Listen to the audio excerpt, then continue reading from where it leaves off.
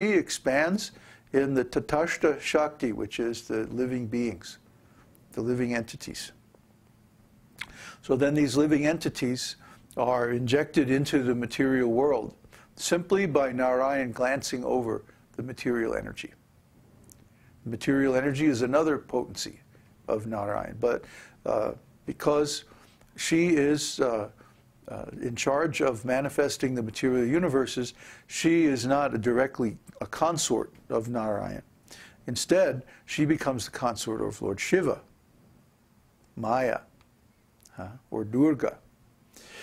So Durga then manifests all the material elements, the material universes, planets, stars, all that stuff. And then they expand into each and every universe, both Lakshmi Narayan and Shiva and Durga expand into each and every material universe as the spiritual predominator and the material energies which cover the spirit souls. So the spirit souls get a covering which is called a material body. And in this material, this tiny, tiny, infinitesimal, weak, delicate, temporary material body, what do? We try to imitate the pastimes of Radha and Krishna. So pathetic. Really, it's so stupid. You see the people down at the bars, you know, the singles bars. They're drinking and like this, and then they're trying to imitate Radha and Krishna. I mean, really, it's just ludicrous. This is ludicrous because we are not the enjoyers. We are not the controllers. We are not the owners. We're not the creators. We're not even the doers. What to speak of enjoyers? We're not all cognizant. We're not even all cognizant within this tiny body and mind.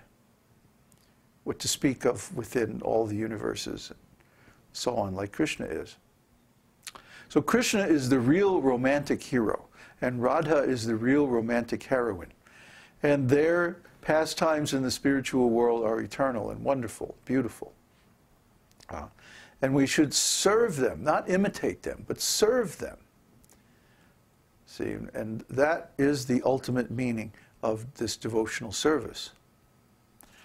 So as long as we are trying to imitate Radha and Krishna, and make believe that Krishna, or God, is impersonal, and that we are actually God to some degree, then we're going to suffer. Because it's not true.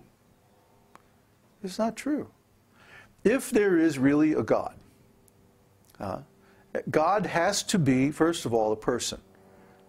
And the proof of that is that we're persons. We couldn't be persons unless God is also a person. He may be more than that, but he certainly can't be less than that. He can't be impersonal.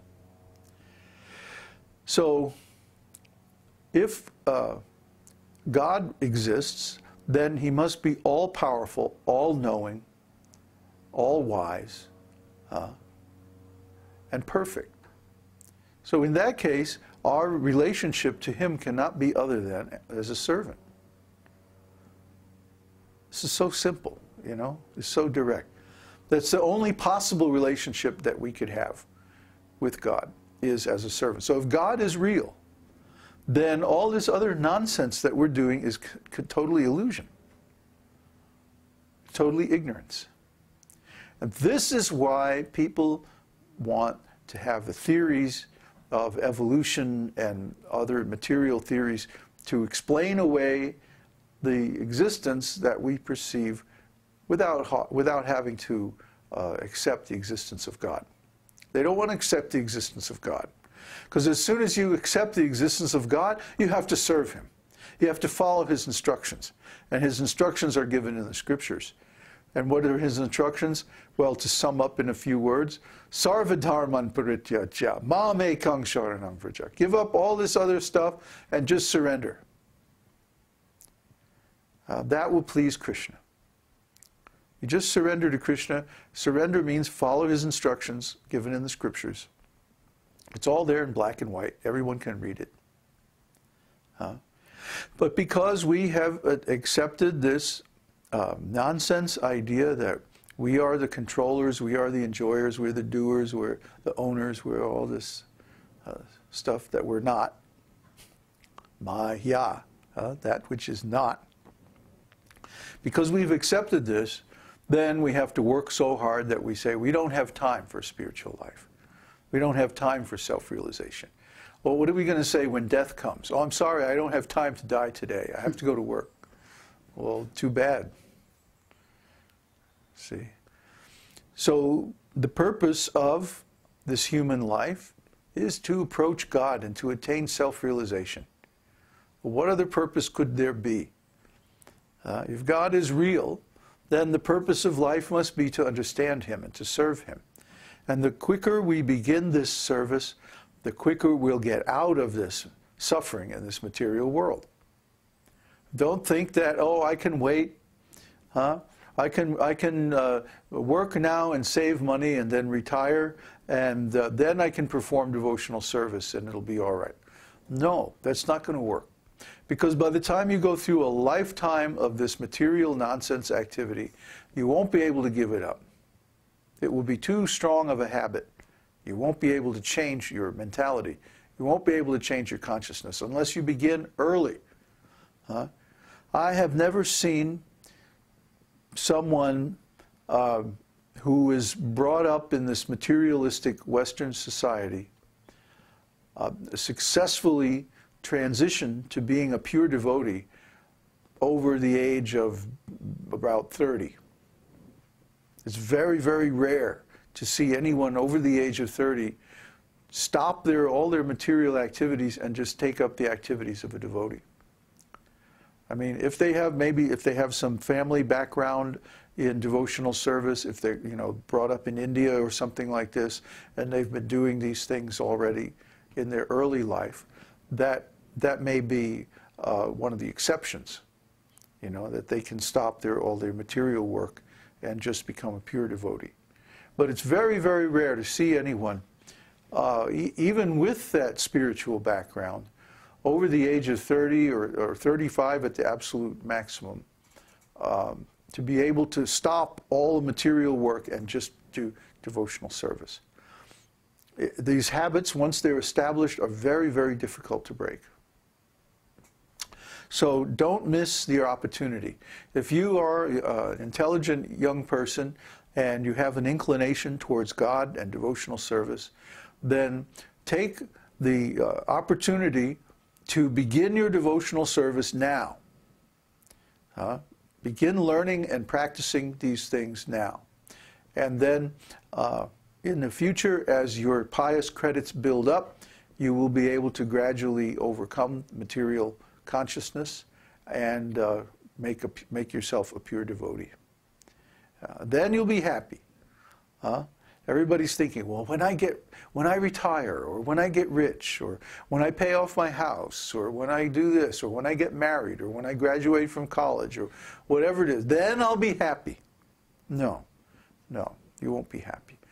Because then there'll be another whole raft of obligations, material engagements that you have to perform. You get out of college, then you have all this debt.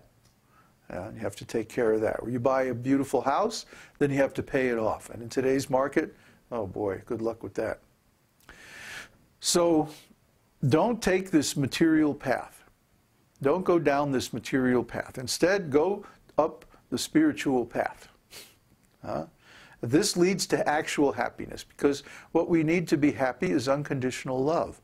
And only Krishna can give that. Nobody in this material world can give eternal unconditional love. Only Krishna. Only Krishna actually even knows the flavor, the particular style of love that each living entity needs to really be happy. Everybody else there is just guessing.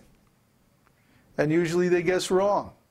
Haven't you ever been in this situation where you're in a relationship with someone and you're trying to explain to them what you feel or what you really need, and they're going, no, I can't do that, or or that's not right, or blah blah. They're giving you static. Huh? Have you ever been in that situation? If not, then you've never been married. It means you have to compromise. And of course, we don't want to compromise when our heart's desire is concerned. We want the real, the thing that we really need, the emotion, the mood, the rasa that we really need. But we're not going to get that from ordinary people. We're only going to get it by serving Krishna. This service of Krishna is a great science, and we're going over it in great detail. We're going deeply into the science of rasa, or transcendental relationships. And we're finding that as we do, our own relationships actually become better. They clear up, and they're so much nicer because we understand what relationships are about. Relationships are about